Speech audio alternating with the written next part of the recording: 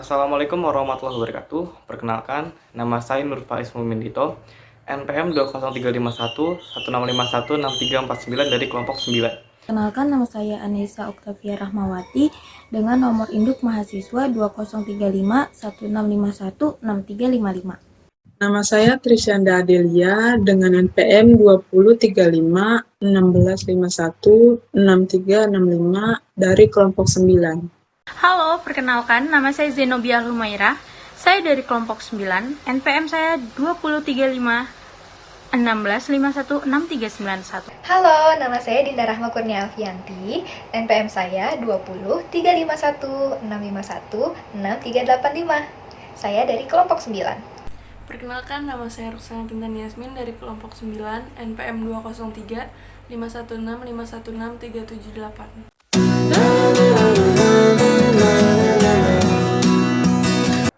Pengertian konsep diri atau biasa disebut dengan self-concept berartikan cara pandang dan juga sikap seseorang terhadap diri sendiri. Konsep diri merupakan inti dari kepribadian serta tingkah laku seseorang dalam lingkungannya.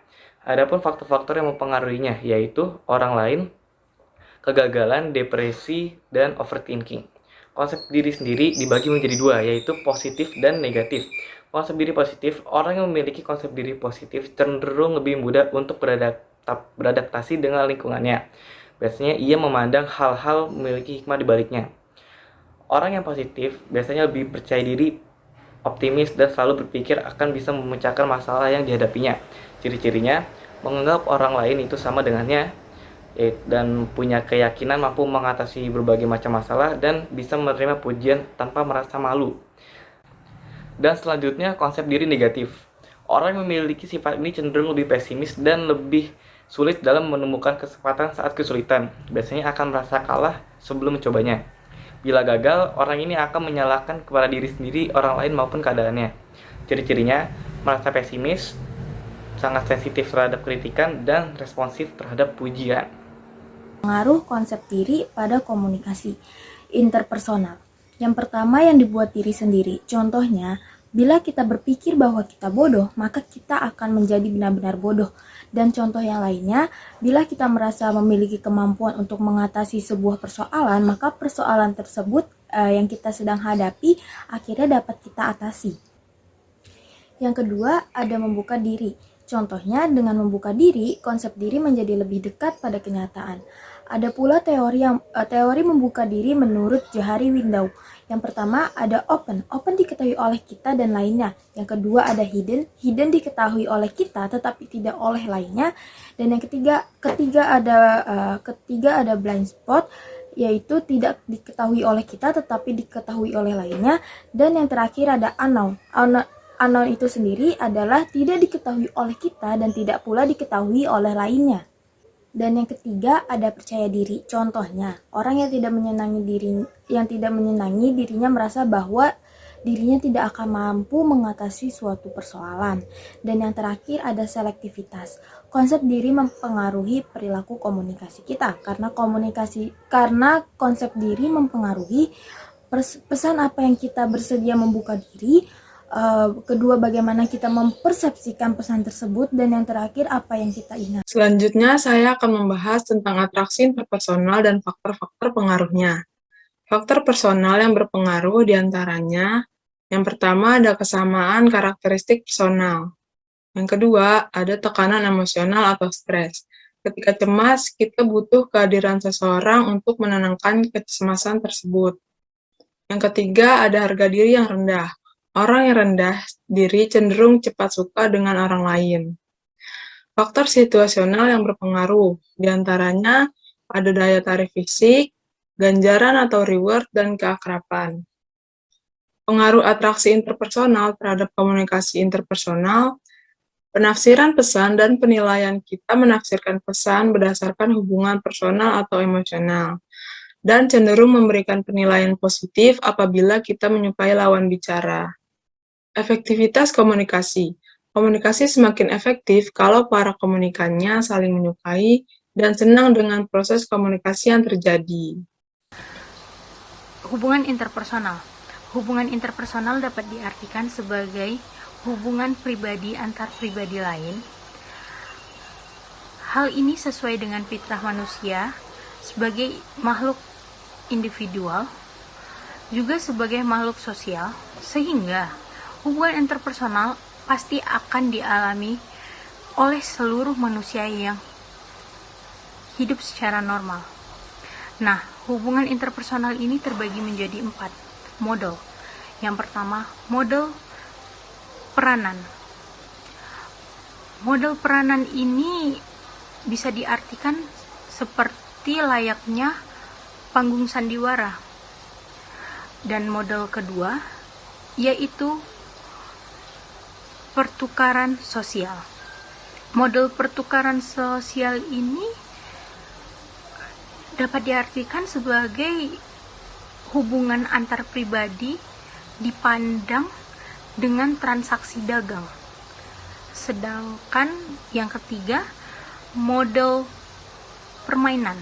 Nah, model permainan ini itu menggambarkan bagaimana interaksi antar dua pihak atau pihak lain akan lebih menghasilkan suatu keputusan, di mana keputusan tersebut akan mempengaruhi pihak lainnya. Yang keempat, model interaksional. Model interaksional ini menggambarkan komunikasi sebagai sebuah proses di mana partisipan komunikasi saling bertukar posisi, seperti mengirim pesan atau menerima pesan. Selanjutnya, saya akan menjelaskan tentang tahapan hubungan interpersonal. Tahapan hubungan interpersonal dibagi menjadi 3. Pertama, pembentukan hubungan. Kedua, peneguhan hubungan. Ketiga, pemutusan hubungan. Di sini saya akan menjelaskan pengertian tentang tahapan-tahapan di atas. Pertama, pembentukan hubungan. Pada tahapan ini disebut juga dengan tahapan perkenalan. Dikuasai oleh usaha kedua belah pihak dalam menangkap informasi-informasi dari reaksi kawannya. Ada pula tahapan-tahapan informasi yang dicari, meliputi 1. Informasi demografis, kedua, sikap dan pendapat, ketiga, rencana yang akan datang, dan lainnya. Selanjutnya, ada peneguhan hubungan. Hubungan interpersonal tidaklah selalu bersikap statis, pasti akan selalu ada yang berubah. Maka dari itu, diperlukannya tindakan-tindakan khusus untuk memelihara dan memperteguhkan hubungan interpersonal ini. Ada faktor-faktor dalam memelihara keseimbangan ini. Yang pertama, faktor keakraban, kedua kontrol, ketiga respon yang tepat, keempat nada emosional yang tepat.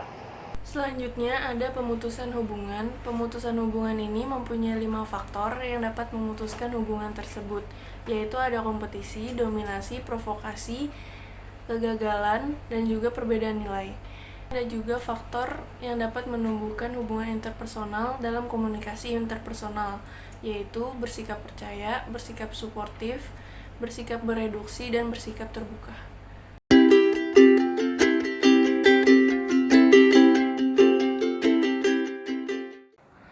Perkenalkan, nama saya Nur Faiz Mumindito, NPM 2035 16516349. Saya akan mendeskripsikan sifat diri saya, kekurangan dan kelebihan. Kekurangan saya yaitu pelupa, tidak peka, dan tidak sabaran. Sedangkan kelebihan saya humble, percaya diri, dan peduli. Saya Anissa Octavia Rahmawati, jurusan Ilmu Komunikasi dengan mengambil konsentrasi Public Relation semester 3. Di sini juga saya akan menerangkan tentang sifat diri saya sendiri. Pertama, melalui kekurangan saya, yaitu saya orang yang sedikit pemikir, sehingga saat saya menghadapi suatu persoalan, saya lebih berpikir lebih keras, membuat beberapa pekerjaan yang sedang saya kerjakan menjadi kurang maksimal. Dan kelebihan saya sendiri pula adalah saya orang yang cukup senang menghafal, sehingga saya kemungkinan untuk menghafal sesuatu lebih cepat. Konsep diri, saya memiliki kepribadian introvert, pendiam dan tidak mudah bersosialisasi dengan orang baru. Tapi kalau udah dekat, saya lebih mudah untuk mengakrabkan diri. Terkadang saya juga merasa kompetitif terhadap sesuatu, tidak sabaran, dan terkadang juga saya merasa impulsif. Kelebihannya, saya mungkin peka terhadap sesuatu, loyal. Saya juga menyukai petualangan dan menyukai tantangan. Memiliki sisi kreatif dan mempunyai harga diri yang tinggi. Mudah memaafkan dan setia terhadap suatu hubungan. Halo, perkenalkan nama saya Zenobia Humairah. Saya dari kelompok 9, NPM saya 20351616391. Di sini saya akan menjelaskan konsep diri saya sendiri yang memiliki kelebihan dan kekurangan. Nah, yang pertama saya akan menjelaskan kelebihan saya terlebih dahulu.